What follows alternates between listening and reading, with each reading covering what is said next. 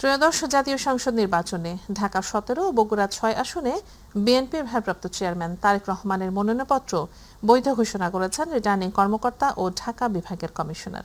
এদিকে ঢাকা 15 আসনে জামায়াতে ইসলামের আমির ডাক্তার শফিকুর রহমানের মনোনয়নপত্র বৈধ ঘোষণা করা হয়। এছাড়া এনসিপির আহ্বায়ক নাহিদ ইসলামের ঢাকা 11 আসনে মনোনয়নপত্র বৈধ ঘোষণা করা হয়েছে। অন্যদিকে ঢাকা 9 আসনে তাসনিম জারা সহ কয়েকজন প্রার্থীর মনোনয়নপত্র বাতিল ঘোষণা করেছে ইসি। আরও জানাচ্ছেন মিফতা গালিব। ত্রয়োদশ জাতীয় সংসদ নির্বাচনকে সামনে রেখে ঢাকার আঞ্চলিক নির্বাচন কার্যালয় সহ দেশের বিভিন্ন চিফ রিটার্নিং কর্মকর্তার কার্যালয়ে আনুষ্ঠানিকভাবে মনোনয়ন যাচাই বাছাই প্রক্রিয়া চলমান। দুপুরে বিএনপির ভারপ্রাপ্ত চেয়ারম্যান তারেক রহমানের পক্ষে সেগুনবাগিচায় বিভাগীয় নির্বাচন কমিশনে আসেন চেয়ারম্যানের উপদেষ্টা মণ্ডলীর সদস্য আব্দুস সালামের নেতৃত্বে কয়েক সদস্যের প্রতিনিধি দল। তিনি জানান, রিটার্নিং কর্মকর্তা ও ঢাকা বিভাগের কমিশনার তারেক রহমানের মনোনয়নপত্র বৈধ ঘোষণা করেছেন। ভারপ্রাপ্ত চেয়ারম্যান দেশনায়ক তারেক রহমান ঢাকা 17 থেকে আমরা যে মনোনয়নপত্র দাখিল করেছিলাম, আজকে যাচাই বাছাইয়ের সময় ছিল, সেটা বৈধ বলে গৃহীত হয়েছে। ঢাকা ছাড়াও বগুড়া 6 সদর সংসদীয় আসনে বিএনপির ভারপ্রাপ্ত চেয়ারম্যান তারেক রহমানের মনোনয়নপত্র যাচাই বাছাই শেষে বৈধ ঘোষণা করা হয়েছে। এদিকে সকালে রাজধানীর আগারগাঁওয়ের মনোনয়নপত্র যাচাই বাছাই শেষে ঢাকা 15 আসনে জামায়াতে ইসলামীর আমির ডাক্তার শফিকুর রহমানের মনোনয়নপত্র বৈধ ঘোষণা করে কমিশন। জাতীয় নাগরিক পার্টি এনসিপির আহ্বায়ক নাহিদ ইসলামের ঢাকা 11 আসনে, ঢাকা 13 আসনে খেলাফত মজলিসের আমির আল্লামা মামুনুল হকের মনোনয়নপত্র বৈধ ঘোষণা করা হয়েছে।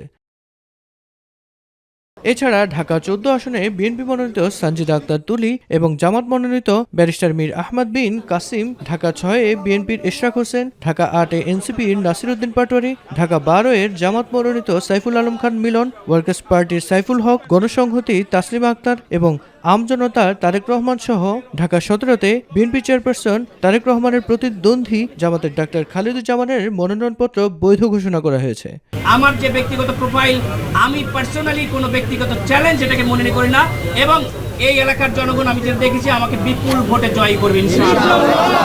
এখন আমরা দেখছি তাদের একটা নিউট্রাল আচরণ, সকল প্রার্থীর প্রতি তারা সমান আচরণ করছে। দৈনন্দিন তারা যে প্রতিকূলতা প্রতিবন্ধকতাগুলো এবং লড়াই করে চলেছে, সেই লড়াইটা আমারও ছিল এবং এই লড়াই তাদের পাশে থেকে তাদেরকে শক্তিশালী করতে চাই। গত এক সপ্তাহে বাংলাদেশে ছবির মহড়া হলো, পোস্টারের মহড়া হলো, সেই বিষয়ে নির্বাচন কমিশনের কোনো পদক্ষেপ আমরা দেখি নাই। জুলাই সনদকে আক্ষরিক বাস্তবায়ন করার জন্য আরও একবার আমাদের একসাথে মাঠে নামতে হবে। রাজনীতিতে আমরা কেউ আসি যাই না, রাজনীতির মধ্যেই আমরা নিমজ্জিত থাকি। অন্যদিকে ঢাকা 9 আসনে স্বতন্ত্র প্রার্থী তাসনিম জারা এবং ব্যারিস্টার সরোয়ার হোসেন সহ কয়েকজন স্বতন্ত্র প্রার্থীর মনোনয়নপত্র বাতিল ঘোষণা করেছে নির্বাচন কমিশন। আমি ঢাকা 9-এর স্বতন্ত্র প্রার্থী হিসেবে যে মনোনয়ন আবেদনপত্র দিয়েছিলাম, সেটা আপাতত গৃহীত হয়নি, কিন্তু আমরা আপিল করব। আপিল করার প্রক্রিয়া আমরা ইতিমধ্যেই শুরু করেছি। সন্ধ্যায় সার্বিক বিষয় নিয়ে কথা বলেন চিফ রিটার্নিং কর্মকর্তা। মনোনয়নপত্র জমা দিয়েছিলেন 174 জনে। আজকে বাছাই শেষে 119টি মনোনয়ন বৈধ বিবেচিত হয়েছে, 54টি মনোনয়নপত্র বাতিল হয়েছে, একটি মনোনয়নপত্র স্থগিত আছে। উনি সময় চেয়েছেন, এটা স্থগিত আছে। এই হচ্ছে 174-এর হিসাব। মিফতা গালিব, মাই টিভি, ঢাকা। বাংলাদেশ সরকারের সাবেক সচিব ABM আব্দুস সাত্তারকে বিএনপির ভারপ্রাপ্ত চেয়ারম্যান তারেক রহমানের একান্ত সচিব হিসেবে এবং ঢাকা রিপোর্টার্স ইউনিটির সাবেক সাধারণ সম্পাদক AAM সালেহকে প্রেস সচিব হিসেবে নিযুক্ত করা হয়েছে। বিএনপি সিনিয়র যুগ্ম মহাসচিব অ্যাডভোকেট রুহুল কবির রিজভী স্বাক্ষরিত প্রেস বিজ্ঞপ্তিতে এ তথ্য জানানো হয়। এদিকে দুপুরে বিএনপি চেয়ারপারসনের গুলশান কার্যালয়ে আসেন দলের ভারপ্রাপ্ত চেয়ারম্যান তারেক রহমান। পরে তার সঙ্গে সাক্ষাৎ করতে আসেন লুৎফুজ্জামান বাবু সহ কয়েকজন নেতৃবৃন্দ। এরপর সন্ধ্যায় গুলশান কার্যালয়ে আসে অ্যাটকোর একটি প্রতিনিধি দল। সেখানে শোক বইয়ে স্বাক্ষর করে অ্যাটকো সভাপতি অঞ্জন চৌধুরী বলেন, ভবিষ্যতের দিকে তাকিয়ে শোক কাটিয়ে উঠবে বিএনপি।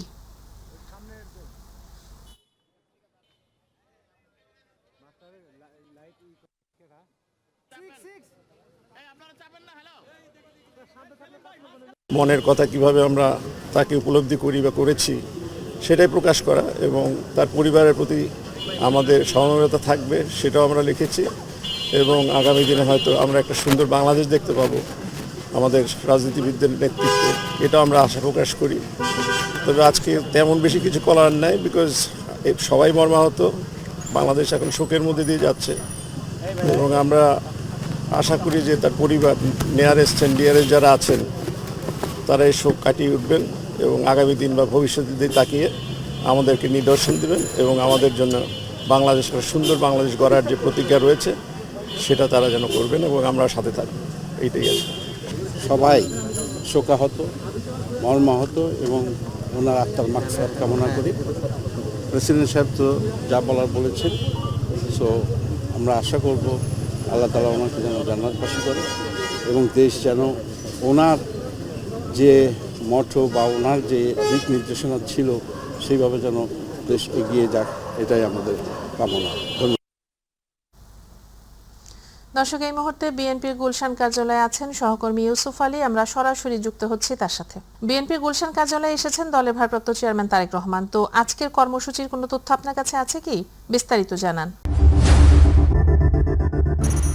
সাবরিনা, আসলে বিএনপির আজকে নির্দিষ্ট কোনো কর্মসূচি নেই। বিএনপি চেয়ারপারসন ভারপ্রাপ্ত চেয়ারম্যান তারেক রহমান দুপুর 12:15টায় গুলশানে যে বিএনপি চেয়ারপারসন বেগম খালেদা জিয়ার যে রাজনৈতিক কার্যালয় রয়েছে সেটিতে তিনি প্রবেশ করেছেন। এর পরপরই বিএনপি মহাসচিব মির্জা ফখরুল ইসলাম আলমগীর এবং সাবেক স্বরাষ্ট্র প্রতিমন্ত্রী লুৎফুজ্জামান বাবর এখানে প্রবেশ করেছেন।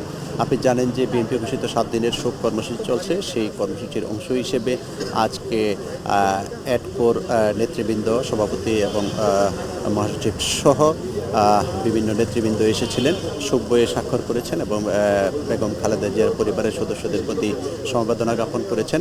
এবং এরপরে কিছুক্ষণ পরেই নবনিযুক্ত বিএনপির ভারপ্রাপ্ত চেয়ারম্যান তারেক রহমানের প্রেস সচিব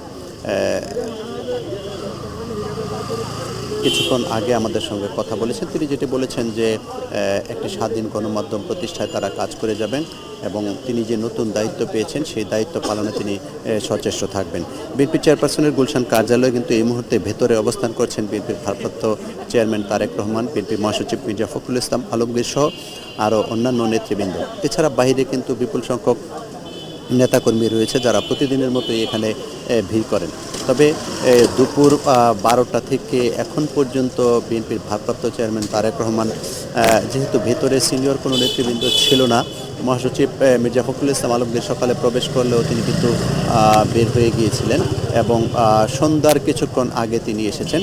তো তিনি বের হয়ে গেলেও কিন্তু ভেতরে কিন্তু লুৎফুজ্জামান বাবর ছাড়া আর কেউ ছিলেন না, যে কারণে আসলে ভেতরে যে বৈঠক হয়েছে তেমনটিও বলা যাবে না।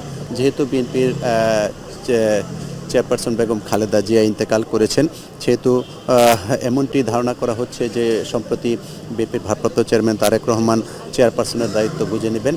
ভিতরে হয়তো তিনি তার অফিসিয়াল কাজকর্ম করছেন, তবে কী কাজকর্ম করছেন সেটি কিন্তু বিএনপির পক্ষ থেকে এখনও পর্যন্ত আমাদেরকে জানানো হয়নি। যেহেতু বিএনপির মহাসচিব মির্জা ফখরুল ইসলাম আলমগীর বিএনপি চেয়ারপারসনের কার্যালয়ের অভ্যন্তরে রয়েছেন, তিনি বের হলে যদি আমাদের সঙ্গে কথা বলেন তাহলে হয়তো আমরা নির্দিষ্ট করে বলতে পারবো যে আজকে এই যে সারাদিন ব্যাপী তিনি অফিস করলেন, সেই অফিসে আসলে তিনি কি কি কাজকর্ম সম্পাদন করলেন এবং কোনো সিদ্ধান্ত হয়েছে কি না। তবে যেটুকু ধারণা করা যায় যে যেহেতু 12ই ফেব্রুয়ারি ত্রয়োদশ জাতীয় সংসদ নির্বাচন অনুষ্ঠিত হবে, সেই নির্বাচনকে ঘিরে হয়তো তিনি কাজকর্ম পরিচালনা করছেন এবং চেয়ারপারসনের দায়িত্ব বুঝে নিতে গেলে তাকে কি কি কাজ করতে হবে সেই বিষয়গুলো নিয়ে হয়তো তিনি কাজ করে যাচ্ছেন, এমনটি ধারণা করা হচ্ছে আর কি। তবে নির্দিষ্ট করে যদি বলতে হয় তাহলে ভারপ্রাপ্ত চেয়ারম্যান তারেক রহমান এবং মহাসচিব মির্জা ফখরুল ইসলাম আলমগীর ভেতর থেকে বের হলে যদি আমাদেরকে, আমরা যারা অপেক্ষমান সাংবাদিকরা রয়েছে গুলশানের চেয়ারপারসনের কার্যালয়ের সামনে, আমাদেরকে যদি এই বিষয়ে অবগত করেন তাহলে আপনার মাধ্যমে নিশ্চয়ই আমরা দর্শকদের জানিয়ে দেওয়ার চেষ্টা করব। সাবরিনা, গুলশানের চেয়ারপারসনের কার্যালয় থেকে এই ছিল আমার কাছে তথ্য। সাবরিনা। ইউসুফ, আপনাকে ধন্যবাদ। বিএনপি চেয়ারপারসন বেগম খালেদা জিয়ার সমাধিতে শ্রদ্ধা জানাতে চতুর্থ দিনেও ছিল দলীয় নেতাকর্মী সহ সাধারণ মানুষের ঢল। এদিন শ্রদ্ধা জানিয়েছে বিএনপির একাধিক অঙ্গ সংগঠনের নেতাকর্মীরা। শ্রদ্ধা জানাতে এসে দলের সিনিয়র যুগ্ম মহাসচিব রুহুল কবির রিজভী বলেছেন, খালেদা জিয়ার আদর্শ আর অঙ্গীকারের পথেই এগিয়ে যাবে বাংলাদেশ। ইলিয়াস মাতবর জানাচ্ছেন বিস্তারিত।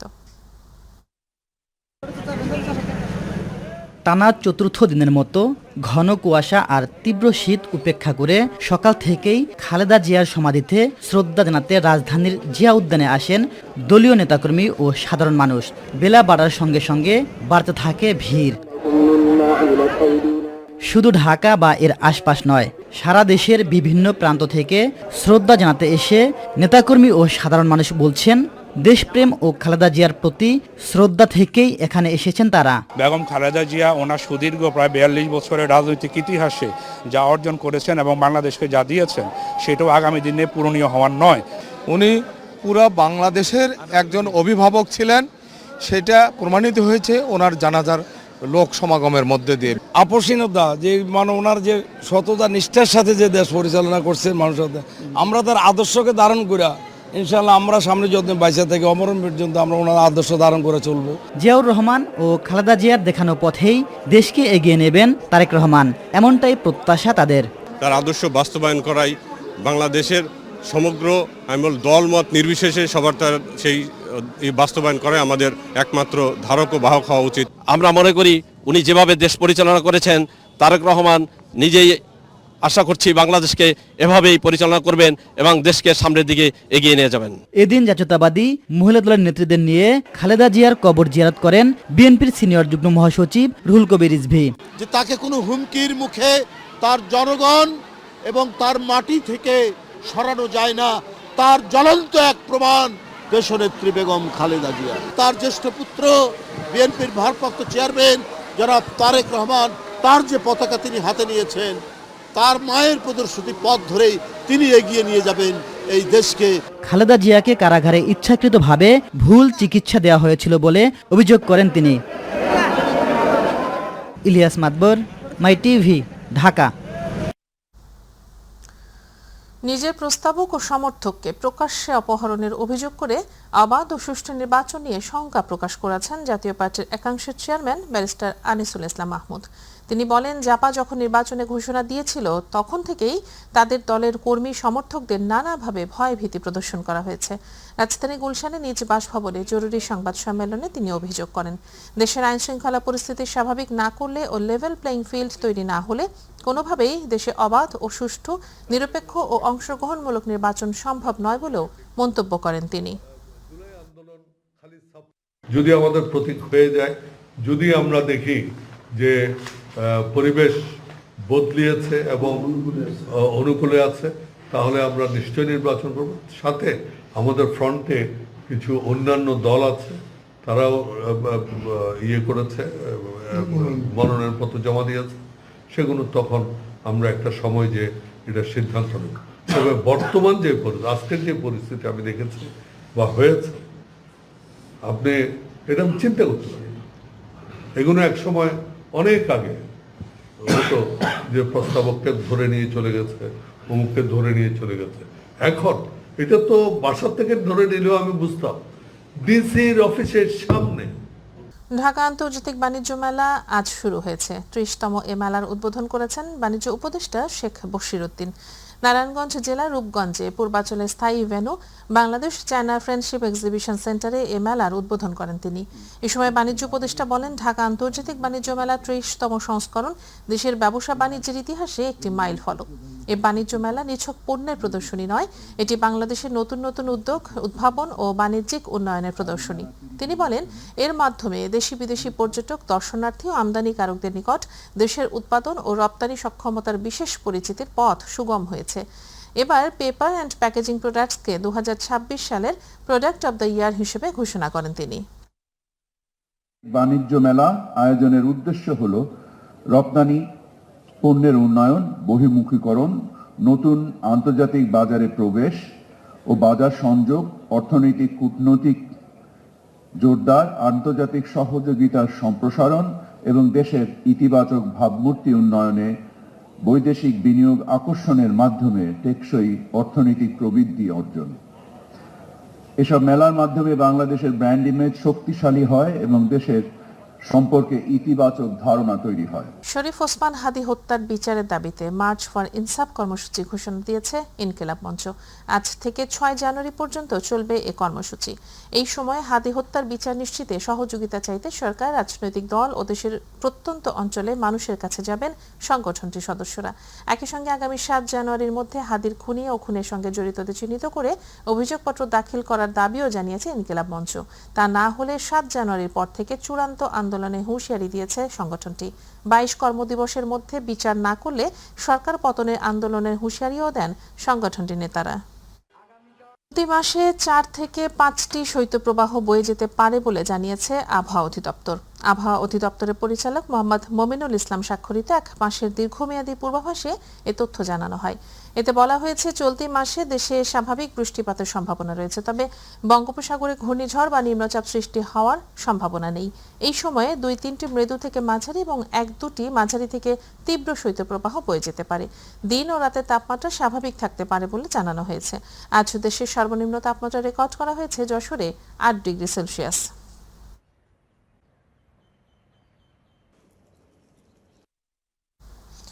মৌলভীবাজারে চলছে মৃদু শৈত্যপ্রবাহ। ঘন কুয়াশা ও ঠান্ডা বাতাসে বেড়েছে শীতের তীব্রতা, বিপর্যস্ত হয়ে পড়েছে জনজীবন। এই অবস্থায় সবচেয়ে বেশি দুর্ভোগে পড়েছেন চা শ্রমিক, কৃষক, ছিন্নমূল ও দরিদ্র মানুষেরা। প্রতিনিধি সঞ্জয় কুমার দে তথ্যচিত্রে বিস্তারিত জানাচ্ছেন তামান্না সাদিকা। বিল হাওর পাহাড় ও চা বাগান পরিবেষ্টিত জেলা মৌলভীবাজারে বেশ কয়েকদিন ধরে চলছে মৃদু শৈত্যপ্রবাহ। শীতের তীব্রতা আরও বেড়েছে। এর সঙ্গে পাল্লা দিয়ে বাড়ছে কুয়াশা আর হিমেল হাওয়ার দাপট।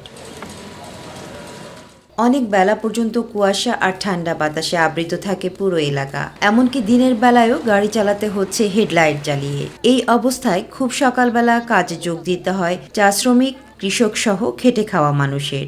বড় ও রবি শস্য চাষের মৌসুমে তারা অত্যন্ত কষ্টের মাঝেই করছেন চাষাবাদ। কুয়াশা পড়ছে, কুয়াশার মাঝে আমরা কাজে আইছি, কাজ না করলে তো আমরা খাইতে পারলাম না।